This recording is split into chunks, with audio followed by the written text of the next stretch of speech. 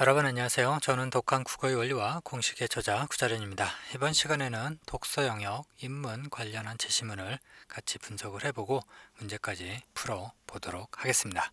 다음 글을 읽고 물음에 답하시오. 우리 삶에서 운이 작용해서 결과가 달라지는 일은 흔하다. 자, 일단 운이 작용해서 결과가 달라지는 일이 흔하다고 합니다. 그러나 외적으로 드러나는 행위에 초점을 맞추는 의무윤리든 행위의 기반이 되는 성품에 초점을 맞추는 덕의 윤리든 도덕의 문제를 다루는 철학자들은 도덕적 평가가 운에 따라 달라져서는 안 된다고 생각한다. 일단은 1, 2번 문장간에는 어떤가요? 흐름 전환이 되는 것 같습니다. 그리고 뭐가 대립대조로 연결 관계를 잡고 있나요? 일단은 달라지는 일이 흔하다. 그런데 어떤가요? 운에 따라 달라져서는 안 된다고 생각한다. 즉 이렇게 실질적으로 달라지는 일이 흔한데 달라져서는 안 된다고 생각을 한다라고 합니다. 뭐가요? 도덕적 평가가. 그쵸? 그러면은 실질적으로 이 결과는 도덕적 평가가 되는 거죠. 그리고 운에 따라 그쵸? 이 부분이 운이 작용해서 이렇게 약간 바뀐 거죠. A에서 B 이렇게 했는데 B가 어떤가요? A에 따라서 달라져서는 안 된다. 하지만 1번 문장에서는 A에 따라서 B가 달라지는 일이 있다. 이런 내용을 어떤가요? 그러나 이런 표지어를 통해서 흐름 전환을 하고 있는 거죠. 자, 그런데 지금 2번 문장은 좀 상당히 길죠. 이 문장 읽고 한 번에 좀 이해가 되셨나요? 저는 이 문장이 한 번에 이해가 안 돼서 좀 입체적으로 읽어 보도록 하겠습니다. 일단 여기서 스포트라이트로 가장 많이 받는 거는 의무의 윤리, 덕의 윤리가 잡힙니다. 일단 의무의 윤리는 뭐죠? 행위에 초점을 맞추는 의무의 윤리고 덕의 윤리는 성품에 초점을 맞추는 덕의 윤리입니다. 그리고 또 이 철학자들도 스포트라이트를 좀 받고 있는데요. 도덕의 문제를 다루는 철학자들이죠. 이러한 철학자들이 어떤가요? 도덕적 평가, 즉 결과가 운에 따라 달라져서는 안 된다라고 생각을 한다라고 합니다. 의무의 윤리든 덕의 윤리든 철학자들은 어떤가요? 도덕적 평가가 운에 따라 달라져서는 안 된다고 생각을 한다라고 합니다. 이렇게 실질적으로 1번 문장과 2번 문장의 연결 관계는 좀 치밀하게 좀 잡혀 있는 거죠. 그런데 문제가 뭐죠? 이런 위치들이 좀 바뀌면서 약간 헷갈리게 사람을 만들고 있죠. 그리고 된다겠다 안 된다겠다 이렇게 이해를 하시면 될 것 같습니다. 이들의 생각처럼 자 이들은 누군가요? 철학자들이죠. 생각처럼 도덕적 평가는 스스로 통제할 수 있는 것에 대해서만 이루어져야 한다. 자, 도덕적 평가도 바로 잡히는 거고요. 이거의 핵심은 뭔가요? 스스로 통제할 수 있는 것에 대해서만 이루어져야 한다고 합니다. 운은 자신의 의지에 따라 통제할 수 없어서 운에 따라 누구는 도덕적이게 되고 누구는 아니게 되는 일은 공평하지 않기 때문이다. 일단은 근거가 나왔네요. 그쵸? 자, 이런 판에 박힌 구조를 알아보는 것보다 더 중요한 거는 이런 거를 보셔야 되겠죠. 즉 연결 관계를 스스로 통제할 수 있는 스스로 통제할 수 없어서 어떤가요? 공평하지 않기 때문이다. 그러면은 스스로 통제할 수 있는 것을 평가하는 건 어떤가요? 그래도 공평하다라고 볼 수 있는 거죠. 따라서 도덕적 평가가 스스로 통제할 수 있는 것에 대해서만 이루어져야 된다라고 이야기를 하고 있는 거고요. 그런데 이러한 근거를 지금 어떤 방식으로 들고 있나요? 3번 문장에서는 일단 도덕적 평가가 아까 B였죠. B는 어떻게 됐나요? 스스로 통제할 수 있는 것에 대해서만 이루어져야 되는 거죠. C에 대해서만 이루어져야 된다고 했는데 4번 문장에서 어떤가요? Not C는 어떤가요? Not B라는 거죠. 이러한 이유 때문에 이렇게 돼야 된다라고 하는 이런 방식입니다. 지금 여러분들 이거 기호적으로 제가 ABCD 계속 주고받은 대상 경우의 수로 이렇게 기호학적으로 좀 정리를 해드리고 있는데 이런 논리 관계가 지금 이 첫 번째 단락의 핵심 포인트이다. 이런 정도 이해를 하시면 될 것 같습니다. 그런데 어떤 철학자들은 운에 따라 도덕적 평가가 달라지는 일이 실제로 일어난다고 주장하고 그런 운을 도덕적 운이라고 부른다. 일단은 도덕적 평가가 이렇게 되면 안 되는데 실제로 일어난다고 주장을 하고 그걸 뭐라고 하나요? 도덕적 운. 그래서 도덕적 평가, 도덕적 운 약간 비슷하죠. 이런 거 잘 구분하면서 읽어야 되겠죠. 이 둘은 정말 하늘과 땅 차이입니다. 그들에 따르면 세 가지 종류의 도덕적 운이 거론된다. 일단은 세 가지가 1, 2, 3 이렇게 판에 박힌 구조로 나오겠네요. 그죠? 이런 부분들 여러분들 전개 방식과 관련해서 잘 알고 있는 내용일 겁니다. 자, 한번 그럼 볼까요? 첫째, 둘째, 아니나 다를까? 셋째 이렇게 나오는 것 같습니다.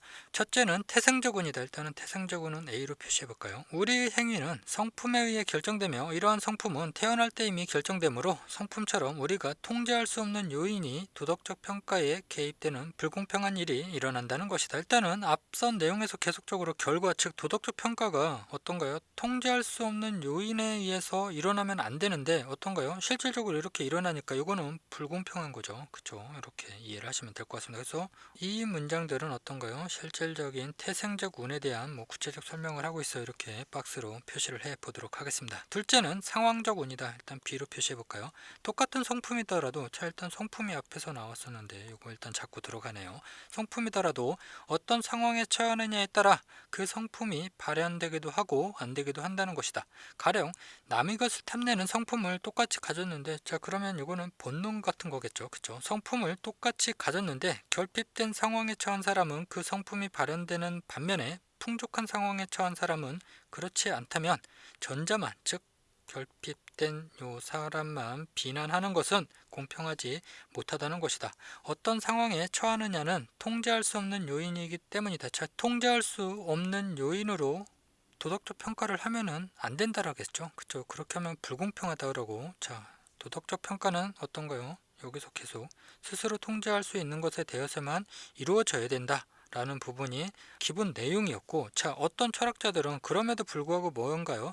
도덕적 운이라는 것이 실제로 일어난다고 주장을 하고 있는 거죠. 그런데 핵심이 뭔가요? 이렇게 일어난다 라고 말을 하고 있는 거지 이런 도덕적 운이 불공평하지 않다라고 말하는 건 아니죠. 그쵸? 이 포인트가 되게 중요한 겁니다. 도덕적 평가에 개입되는 불공평한 일이 일어난다라고 보는 거죠. 결국 도덕적 평가가 일어나면 안 되는데 이런 것들이 일어난다라는 요 상황을 얘기하는 겁니다. 그쵸? 요 포인트 여러분들 잘 이해를 하셔야 될 것 같습니다. 그래서 통제할 수 없는 요인이 계속적으로 작용해서 도덕적 평가를 진행을 하면은 어떤가요? 공평하지 않은 거죠. 계속적으로 이런 상황들이 그리고 이런 결핍과 풍족은 어떤가요? 대립대조 비교 관계로 이렇게 좀 계속 잡히는 거죠. 이런 포인트 잘 이해를 하시면 좋을 것 같습니다. 셋째는 우리가 통제할 수 없는 결과에 의해 도덕적 평가가 좌우되는 결과적 운이다. 자, 이건 한번 C로 표시해 보도록 하겠습니다. 어떤 화가가 자신의 예술적 이상을 달성하기 위해 가족을 버리고 멀리 떠났다고 해보자. 일단은 가족을 버린 이유가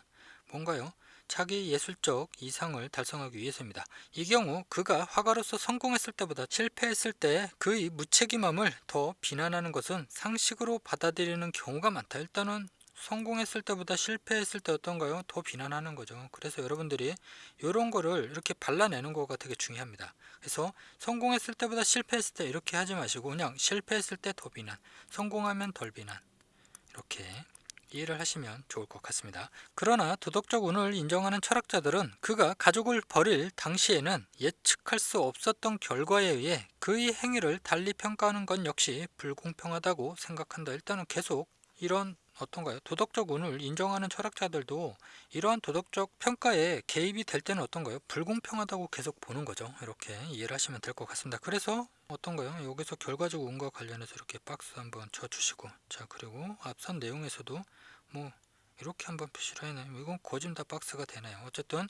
첫째, 둘째, 셋째와 관련돼서 태생, 상황, 그리고 결과적 운이 이렇게 언급이 된 것 같습니다. 그들의 주장에 따라 도덕적 운의 존재를 인정하면 일단은 도덕적 존재를 인정하면 자 그들은 누군가요? 이런 상황들이죠. 도덕적 운을 인정하는 철학자들 그쵸? 이런 사람들이고 이런 사람들의 주장에 따라 도덕적 운의 존재를 인정하면 불공평한 평가만 할 수 있을 뿐인데 그쵸? 왜냐 계속 여기서 보면 불공평하다고 계속 얘기를 했으니까 이런 불공평한 평가만 할 수 있을 뿐인데 이는 결국 도덕적 평가 자체가 불가능해짐을 의미한다. 자, 도덕적 평가가 아까 결과였었죠. 자, 여러분들 이거 조금 이제 돌아가서 좀 보여드리면은 아까 운이 작용해서 결과 요거가 실질적으로 지금 보면은 어떤가요? 이 도덕적 평가 이렇게 좀 연결고리 잡혔듯이 지금 보시는 것처럼 이는 결국 도덕적 평가 즉 결과 자체가 불가능해지는 거죠. 그죠? 요거를 인정을 하면은 도덕적 평가가 불가능한 대상은, 자 일단은 도덕적 평가가 불가능한 대상으로 조금 확대를 했습니다. 그쵸? 어쨌든 요거 연결고리 잡히는 거죠.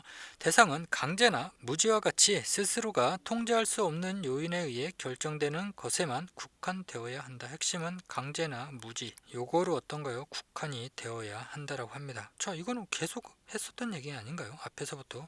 그쵸? 이거를 다른 말로 하면 뭐죠? 통제할 수 있는 요인인 거죠. 그쵸? 통제할 수 있는 요인만 도덕적 평가 대상에 집어넣어야 되는 거고, 이걸 반대로 말하면 도덕적 평가가 불가능한 대상은 어떤가요? 통제할 수 없는 요인, 즉 무지와 강제 같은 것으로 국한되어야 한다. 뭐 이렇게 이야기를 하는 것 같습니다. 그런데 도덕적 운의 존재를 인정하면 그동안 도덕적 평가 대상이었던 성품이나 행위에 대해 어떤가요? 도덕적 평가를 내릴 수 없는 난점에 직면하게 되는 것이다. 자, 이게 무슨 얘기인가요? 일단은 여러분들 이 단락은 1번, 2번, 3번 문장, 즉 3개의 문장으로 일단 구성이 되어 있는데요. 자, 일단 1번 문장은 뭔가요? 핵심이 도덕적 운을 A라고 하고 그 다음에 도덕적 평가를 B로 한번 표시를 해보겠습니다. 그러면은 A를 인정하면 핵심이 뭔가요? B가 불가능한 거죠. 그쵸? 그리고 이 불가능한 도덕적 평가 대상에 대해서 국한했죠. 강제나 그리고 뭔가요? 무지. 그쵸? 2번 문장의 핵심은 요건 거고 연결고리 이렇게 잡힌 거고요. 자, 그 다음에 3번 문장은 뭔가요? 다시 도덕적 운의 존재를 인정하면, 자 이거는 다시 말하면 A죠. 이렇게 하면은 어떤가요? 그동안 도덕적 평가의 대상이었던 성품이나 행위에 대해 도덕적 평가를 내릴 수 없는 난점. 자, 이거는 뭐죠? 도덕적 평가 자체가 불가능한 거죠. 자, 이거 다시 말하면 A면은 B가 안 되는 거죠. 자, 이게 무슨 말이냐? 1번하고 3번은 지금 같은 얘기입니다, 사실은. 그런데 왜 여기에 그런 데가 들어가 있을까요? 여러분들, 이 표지어 어떻게 생각하시나요? 만약에 이 그런 데가 정확하게 쓰였다라고 하면은 A면 B 안 된다라고 했었던 거를 A면 어떤가요? B가 가능합니다 이렇게 하면은 요 그런 데는 정확하게 사용된 표지어가 맞는데 어떤가요?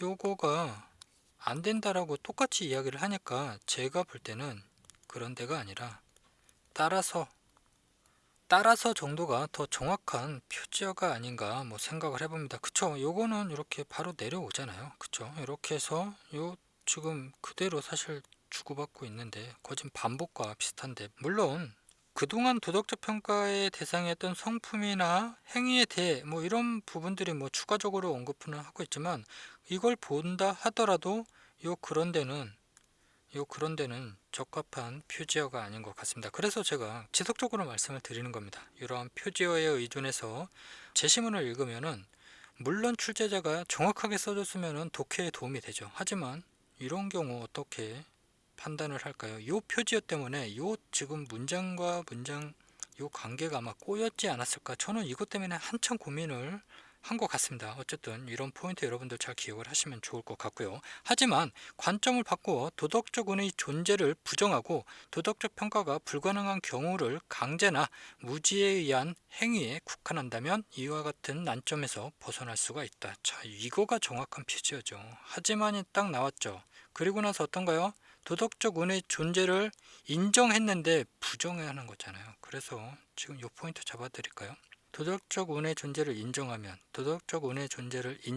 요거를 지금 똑같은 건데 요거를 대립대조 비교관계로 지금 부정하고 이렇게 하면서 어떤가요? 흐름 전환이 된 거 맞죠? 그러면서 어떤가요? 평가가 불가능한 경우를 강제나 무지, 자, 요 부분을 지금 그대로 가져왔죠. 요 부분을 그대로 지금 가져온 거잖아요. 요거를. 그러니까 이것 좀 논리적으로 정리를 해드리면은, 자, 새로운 지금 또 문장이 나왔는데 하지만을 여기에 이렇게 쓰면서 not A가 BX 이런 거잖아요.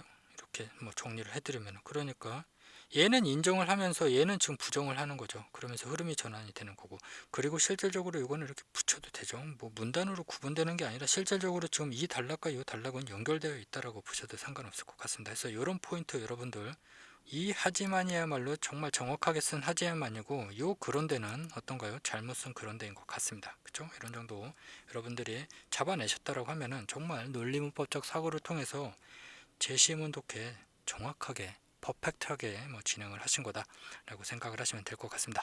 도덕적 운의 존재를 부정하기 위해서는 도덕적 운이라고 생각하는 얘들이 실제로는 도덕적 운이 아님을 보여주면 된다. 자, 이거는 또 무슨 얘기인가요? 앞서 말한 이거 여러분들 잡으셨나요? 일단 어떤 철학자들이 뭐를 인정했나요? 도덕적 운을 인정하면서 첫째, 둘째, 셋째 하면서 태생적 운, 상황적 운, 결과적 운을 언급을 했는데, 자, 지금 그러면은 지금 새로운 관점이 지금 등장을 한 겁니다. 그쵸? 그러면은 지금 여러분들 여기서 지금 단락이 구분이 되는 것 같습니다. 지금 뭔가 상황이 지금 바뀐 겁니다. 그리고 앞서 언급한 세 개의 도덕적 운이 실질적으로는 도덕적 운이 아님을 보여줌으로써 어떤가요?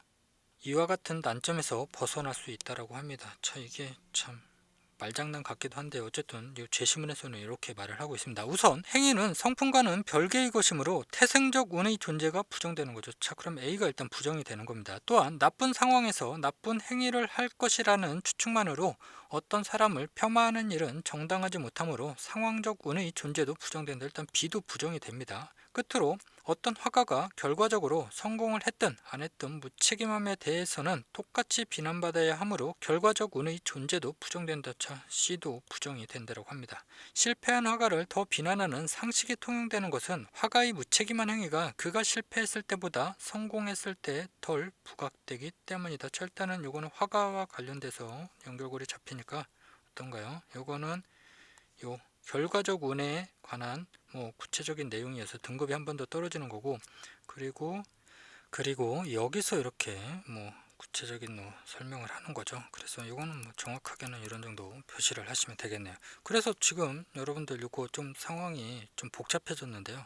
조금 제가 정리를 해드리면은, 일단 요 단락을 기준으로 어떤 철학자가 등장을 하고, 그 다음에 도덕적 문제를 다루는 철학자, 원래 철학자들이 나오죠. 요 둘은 지금 일단 관점이 약간 다른데 핵심이 뭔가요? 도덕적 운의 존재 여부를 인정하는 거죠. 그렇죠? 그리고 첫째, 둘째, 셋째에 관한 도덕적 운을 얘기를 하고, 그 다음에 여기서 한번 또 정리가 되면서 여기서 그들의 주장에 따라 하니까 실질적으로 요거는 이제 상황이 바뀐 겁니다. 요 사람들이 어떤가요? 요 관점이 지금 등장을 하는 겁니다. 그러면서 어떤가요? 지금 여러분들 지금 보시는 요 부분에서 어떤가요?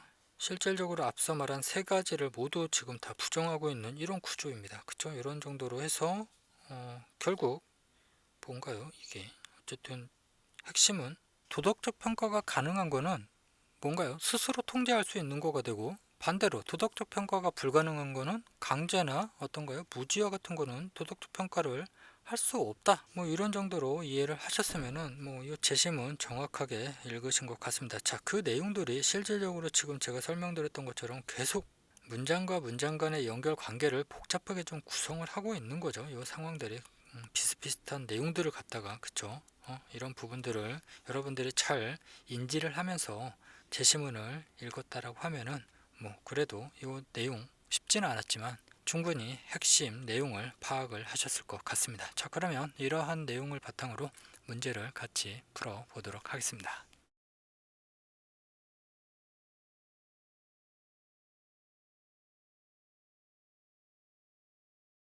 자, 그러면 문제를 같이 풀어보겠습니다. 17번 기억과 글쓴이의 견해에 대한 설명으로 가장 적절한 것은. 자, 일단 기억은 어디에 있나요? 기억은 어떤 철학자와 관련된 내용이고, 글쓴이, 자, 그러면은 실질적으로 아까 제가 말씀을 드리긴 했는데 단락에서 여러분들이 이렇게 조금 뭔가 상황이 바뀌는 거를 좀 감지를 하셨었죠. 요거가 지금 글쓴이의 이슈인 거고, 그쵸? 지금 보시는 요 가운데 첫째, 둘째, 셋째와 관련된 내용은 어떤 철학자와 관련된 내용입니다. 자, 이런 포인트 염두에 두시고 선택지 한번 판단을 해보겠습니다. 1번 기억과 달리 글쓴이는, 일단은 기억은 빼보도록 하겠습니다. 글쓴이는 도덕적 평가는 상식을 존중해야 한다고 생각한다. 어떤가요? 글쓴이는 지금 이 부분이니까 상식을 존중해야 한다고 생각하나요? 일단 첫 번째 문장을 보면은 우리 삶에서 운이 작용해서 어떤가요? 결과, 즉 도덕적 평가가 달라지는 일이 흔한데 요거가 바로 상식이죠. 요거가 상식인데 결국 이렇게 되면은 안 된다라는 거가 지금 이유 내용에서 전개가 되는 거고, 그쵸? 기억 역시 어떤가요? 이렇게 하면은 계속적으로 불공평한 일이다. 그쵸? 이렇게 공평하지 못한 것이다. 불공평하다고 생각한다. 이런 내용들을 언급을 했죠. 그 전제는 뭐였나요?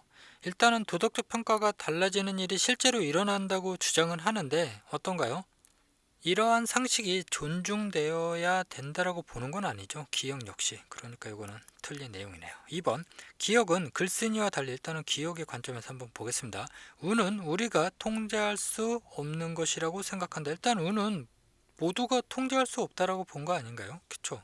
일단은 글쓴이는 어떤가요? 운은 자신의 의지에 따라 통제할 수 없어서 그런 포인트를 얘기를 했었고, 그리고 기억 역시, 즉 어떤 철학자 역시 지속적으로 어떤가요? 태생적 운의 핵심은 성품이었고 그 성품처럼 우리가 통제할 수 없는 요인, 즉 다시 말해서 우리가 통제할 수 없는 거죠. 뭐가요? 운이. 요거가 태생적 운이든 그 다음에 상황적 운이든 결과적 운이든 계속적으로 어떤가요? 우리가 통제할 수 없기 때문에 불공평하다라고 이야기를 하고 있기 때문에 이거 역시 틀렸네요. 모두가 운은 우리가 통제할 수 없는 것이라고 생각하는 겁니다. 3번. 기억과 글쓴이는 모두, 자 일단은 두 사람 모두입니다. 같은 성품을 가진 사람은 같은 행위를 한다고 생각한다. 일단은 같은 성품을 가진 사람은 같은 행위. 자 그러면 이건 행위까지 지금 들어간 거니까 지금 굳이 얘기를 하면은 이 상황적 운이죠. 아까 제가 성품 물고 들어온 거고 이렇게 물고 들어온 거고 이 상황은 어떤가요? 행위와 또 관련이 되어 있죠. 그리고 어떤 상황에 처하느냐에 따라 그 성품이 발현되는 것이기 때문에 어떤가요? 성품을 가진 사람이 똑같이 행동하는 건 아니죠. 여기에 상황이 주어지느냐에 따라서, 즉 어떤 상황이 주어지느냐에 따라서 결핍이냐 또는 풍족이냐 하는 이런 상황이 주어지냐에 따라서 행위가 달라지는 거죠. 그러니까 같은 성품을 가진 사람은 같은 행위를 한다고 생각하지 않죠. 일단 기억의 관점에서는 이렇고, 자 글쓴이는 어떤가요? 이런 상황적 운을 동의하고 있지가 않죠. 그쵸? 요거는 기억, 즉 어떤 철학자들하고만 관련된 내용이죠. 그러니까 이거는 완벽하게 틀린 선택지인 것 같습니다. 4번. 기억과 글쓴이는 모두 도덕의 영역에서는 운에 따라 도덕적 평가가 달라지는 일은 없다고 생각한다. 일단은 두 사람 모두가 어떤가요? 도덕의 영역에서는 운에 따라 도덕적 평가가 달라지는 일이 없다고 생각을 하지 않죠. 일단은 기억은 운에 따라 도덕적 평가가 달라지는 일이 여기서 지금 언급했잖아요. 도덕적 평가가 달라지는 일이 있다고 주장을 한 거고, 어떤가요?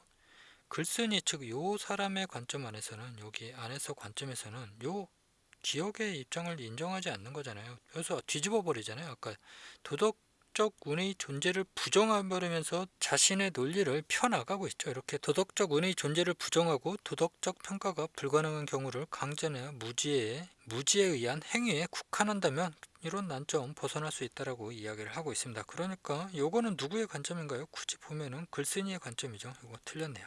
5번. 기억과 글쓴이는 모두 도덕적 운의 존재를 인정하는 것은 도덕적 평가를 불공평하게 만든다고 생각한다. 그쵸? 계속적으로 일단 기억의 관점 안에서 이 도덕적 운의 존재를 인정하는 관점 안에서도 어떤가요? 계속적으로 불공평하다. 그쵸? 그 다음에 어떤가요? 불공평하다. 계속적으로 이렇게 불공평한 일이 일어난다. 이렇게 이야기를 하면서 어떤가요? 불공평의 이슈를 언급을 하고 있는 거고, 당연히 글쓴이는 어떤가요? 도덕적 운의 존재를 인정하는 거는 앞부분에서 바로 얘기가 나왔잖아요. 운에 따라 누구는 도덕적이게 되고 누구는 아니게 되는 일은 공평하지 않기 때문이다 하면서 어떤가요? 불공평하게 만든다고 생각을 하고 있는 거죠. 요게 정답인 것 같습니다. 자, 그래서 요 문제는 요게 핵심이네요. 지금 보시는 것처럼 기억의 관점과 글쓴이의 관점. 자, 요거 제시문이 어떤가요? 일반적으로 하나의 관점이 나오는데 간혹 가다 보면은 제시문이 두 사람의 관점이 등장하는 경우가 있습니다. 지금 살펴본 요 제시문이 그렇고, 우리가 앞서 살펴본 회의론과 관련한 데카르트 나왔었던 거 혹시 기억나시나요? 데카르트와 철저한 회의론자. 그 제시문 역시 어떤가요? 데카르트와 철저한 회의론자. 앞에서 데카르트 얘기 쭉 하고 마지막에 철저한 회의론자 하면서 두 가지 관점의 포인트가 나왔었죠. 그런데 지금 살펴본 제시문은 어떤가요? 더하죠. 입체적으로 또 구성이 됐죠. 앞부분과 마지막 부분에는 글쓴이의 관점을 넣어놓고 지금 중간에다 어떤 철학자들의 관점을 넣어놓으면서 어떤 게 샌드위치로 이렇게 누르고 있는 방식입니다. 그래서 여러분들이 제시문을 읽으면서 이런 포인트, 지금 보시는 것처럼 글쓴이의 관점과 그리고 이렇게 이런 포인트들을 잘 못 잡아내셨으면은 이 문제 푸는데 조금 계속 왔다 갔다 했을 것 같습니다. 자, 어쨌든 이런 문제들 여러분들이 항상 제시문 구성이 이렇게 될 수도 있다 라는 거 이해를 하시고, 문제를 풀 때 조금 전략적으로 생각을 하는 거가 필요하지 않나 생각을 해봅니다. 자, 그리고 이 문제는 사실적 이해 플러스 비판적 이해 문제 유형으로 구분을 할 수 있을 것 같습니다. 18번 니은의 관점에 따를 때 도덕적 평가의 대상으로 볼 수 있는 것만을 보기에서 있는 대로 고른 것은. 자, 일단 니은의 관점은 어디에 있나요? 일단 여기에 있죠. 조금 지워보도록 하겠습니다. 여기에 있죠. 도덕적 평가가 불가능한 대상. 일단 도덕적 평가 불가능 대상은 강제나 무지와 같이 스스로가 통제할 수 없는 요인에 의해 결정되는 것에만 국한되어야 한다라고 합니다. 자, 그러면 요 말을 뒤집으면 어떻게 되죠? 도덕적 평가가 가능한 것은 스스로 통제할 수 있는 거면은 일단 가능한 거죠. 그러니까 도덕적 평가 대상으로 볼 수 있는 거는 어떤가요? 스스로 통제죠. 그렇죠? 요 기준에 보시고 조금 더 디테일하게 하면은 not 강제와 not 무지죠. 요 관점 안에서 찾으면 되는 거죠. 그래서 요 문제도 지금 보면은 니은의 관점을 뒤집어 버렸죠. 그렇죠? 도덕적 평가가 불가능한 대상을 언급했는데 질문에서는 어떤가요? 도덕적 평가가 가능한 대상으로 볼 수 있는 거를 이렇게 지금 문제를 낸 겁니다. 그래서 이 포인트만 여러분들이 잡으면 쉽게 해결을 할 수 있지 않을까요? 한번 읽어보도록 하겠습니다. 기억, 거친 성격의 사람이 자신의 성격을 억누르고 주위 사람들을 다정하게 대했다. 자, 일단은 이거는 스스로 통제죠. 그쵸? 그러니까 어떤가요? 평가 가능한 거고요. 니은, 복잡한 지하철에서 누군가에게 떠밀린 사람이 어쩔 수 없이 앞 사람의 발을 밟게 된 거죠. 어쩔 수 없은 거니까 이거는 뭔가요? 평가 대상이 될 수가 없는 거죠. 그쵸? 디귿, 글을 모르는 아이가, 자 이거는 뭔가요? 무지네 무지. 이거 보나 안 보나 통제 불가능한 것 같은데 한번 끝까지 읽어보겠습니다. 바닥에 떨어진 중요한 서류가 실수로 버려진 것인 줄 모르고 찢으며 놀았다. 자 이거는 당연히 무지와 관련된 거니까 어떤가요? 도덕적 평가 대상으로 볼 수가 없습니다. 니을, 풍족한 나라의 한 종교인이 가난한 나라로 발령을 받자 자신의 종교적 신념에 따라 가난한 사람들을 돕는 활동을 했다. 자, 일단은 자신의 종교적 신념, 이건 뭔가요? 스스로 통제죠. 핵심 다 나왔네요. 그러니까 기억 니을 정답 1번이네요. 자, 그쵸? 이 문제는 제시문 속에 있는 니은 요 한 문장만 정확하게 이해하면 정말 쉽게 풀 수 있는 문제인 것 같습니다. 그쵸? 그런데 제시문의 관점과 질문의 관점이 약간 틀어진 거죠. 그쵸? 그 포인트만 여러분들이 인지를 하셨다라고 하면은 정말 쉽게 해결할 수 있는 문제인 것 같습니다. 자, 그래도 이 문제 유형 한번 생각해 볼까요? 사실적 이해 플러스 어떤가요? 비판적 이해가 아니라 적용창의 문제겠죠. 이거는 도덕적 평가가 불가능한 대상의 핵심 포인트인 강제나 무지, 그리고 스스로 통제할 수 없음, 이러한 조금 상위 개념을 실질적인 이러한 사례에 대입을 하는 거니까 적용창의 문제 유형으로 보시면 될 것 같습니다. 19번, 윗글에 근거하여 보기를 설명한 내용으로 가장 적절한 것은. 일단 보기부터 살펴보겠습니다. 동료 선수와 협동하지 않고 무모한 공격을 감행한 축구 선수 A와 B가 있다. 일단은 A와 B가 있네요. A는 상대팀 골키퍼가 실수를 하여 골을 넣었고, 일단은 골을 넣은 거고요. B는 골키퍼가 실수를 하지 않아 골을 넣지 못했다. 그렇죠? 이 두 사람의 지금 상황이 다른 거죠. 두 사람은 무모하고 독선적인 성품이나 행위와 동기는 같은데도 통상 사람들은 A보다 B를 도덕적으로 더 비난한다. 일단은 B를 더 도덕적으로 비난하는 거죠. B는 어떤 사람이었나요? 골을 넣지 못한 사람이었죠. 그러니까 같은 상황에서 골을 못 넣은 요 이유만으로 더 비난을 받는다. 이런 정도 이야기를 하는 것 같습니다. 자, 요 내용과 관련해서 조금 매칭 포인트를 잡을 만한 범위를 한번 좀 좁혀볼까요? 제시문과 관련해서 일단은 셋째, 요거는 결과적 운과 관련이 되어 있고, 마지막으로 지금 아까 우리 살펴봤었던 끝으로 하면서 요거와 또 두 가지 결과적 운은 요 상황과도 또 관련이 되어 있겠죠. 아까 이렇게 표시를 했었었는데, 결과적으로 성공했던 안 했던 어떤가요? 결과적 운의 존재도 부정하는 이슈, 요 두 가지 포인트로 이 내용을 한번 판단을 해보겠습니다. 1번, 도덕적 운의 존재를 인정하지 않는 철학자는. 일단은 도덕적 운의 존재를 인정하지 않는 철학자입니다. A는 B에 비해, 일단 A는 아까 뭐였죠? 골을 넣은 A였죠. 그쵸? 요 A죠. 골을 넣은 A는 골을 넣지 못한 B에 비해 무모함과 독선이 사람들에게 덜 부각되었을 뿐이라고 본다. 일단은 도덕적 운의 존재를 인정하지 않으니까 요 밑에 관점이죠. 요 글쓴이의 관점이죠. 그리고 이 글쓴이의 관점의 핵심이 뭐였나요? 결과적 운의 존재가 부정이 되고 실패한 화가를 더 비난하는 상식이 통용되는 것. 이러한 상식이 통용되는 것은 화가의 무책임한 행위가 그가 실패했을 때보다 성공했을 때 덜 부각되는 거죠. 성공했을 때 덜 부각되니까 실패하면은 더 부각이죠. 자, 그러니까 요거는 지금 누구의 관점인가요? 성공한 사람의 관점이니까 어떤가요? 덜 부각, 덜 부각. 정확하게 지금 매칭이 되는 것 같네요. 그죠? 그러니까 요게 정답이네요. 요 관점 안에서 보면은, 그죠? 도덕적 운의 존재를 인정하지 않으니까 요거는 글쓴이의 관점이고, 지금 제가 여러분들 아까 이렇게 박스 치면서 어떤가요? 등급 떨어지는 것까지 표시를 했는데, 지금 요거는 2등급도 아니고 3등급 정보에서 지금 정답의 근거가 지금 잡힌 겁니다. 여러분들 이런 포인트 정확하게 이렇게 표시를 하시는 거 중요합니다. 따라서 여러분들이 제시문을 읽으면서 이러한 정보들을 조금 효과적으로 표시를 해 놓으면 아무래도 좀 더 수월하겠죠. 이런 판단을 하는 데 있어서 수월하겠죠. 이렇게 관련된 내용을 찾아서 매칭을 하는 데 있어서, 그쵸? 이런 정도 뭐 이해를 하시면 좋을 것 같습니다. 자, 뭐 요거 실전이면 바로 패스를 하시면 됩니다. 그런데 우리는 지금 공부의 과정이니까 계속 살펴보도록 하겠습니다. 도덕적 운의 존재를 인정하는 철학자는, 자, 일단 그러면 이제 앞으로 가겠네요. 첫째, 둘째, 셋째 중에 어떤 건지 한번 보겠습니다. A가 B의 처지라면은, A가 B의 처지면은, 자, 이거는 뭐죠? 골을 넣은 A가 골을 넣지 못한 B의 처지라면 골을 넣지 못했으리라는 추측만으로 골을 넣은 A를 비난하는 것은 정당하지 못한다고 보는 건가요? 이게 무슨 얘기죠? 도덕적 운의 존재를 인정한 철학자의 관점은 세 포인트였죠. 아까 태생적 운, 상황적 운, 결과적 운인데 요거를 굳이 매칭 포인트를 찾아보면 요 상황적 운과 관련이 된 것 같습니다. 그쵸? 상황적 운에서 이 처지가 그런 상황이잖아요. 그쵸? A가 B의 처지라면은 골을 넣지 못했으리라는 추측만으로 A를 비난하는 것은 정당하지 못하다고 본다.